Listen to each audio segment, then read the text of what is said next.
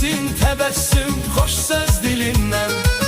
Nə qədər pay düşüb bəxtə qismətə, yaşayaq dünyanı biz ləyaqətlə.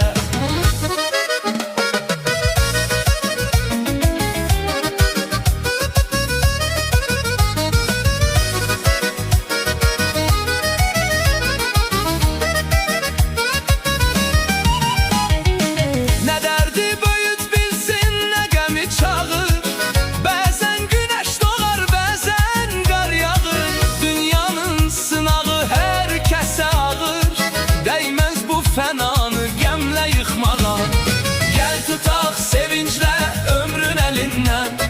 Düşməsin təbəssüm xoş söz dilindən. Nə qədər pay düşüb bəxtə qismətə, yaşayaq dünyanı biz ləyaqətlə.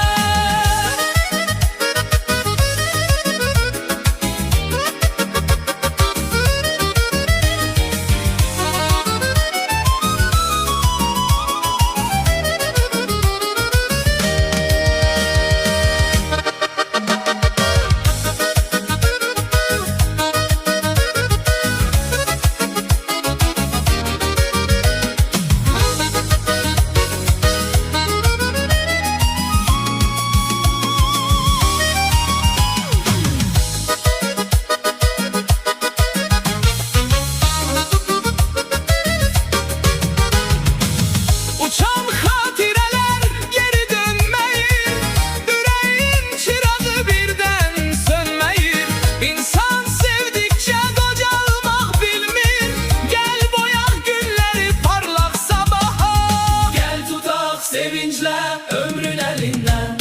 Düşməsin təbəssüm xoş söz dilindən. Nə qədər pay düşüb bəxtə qismətə, yaşayaq dünyanı biz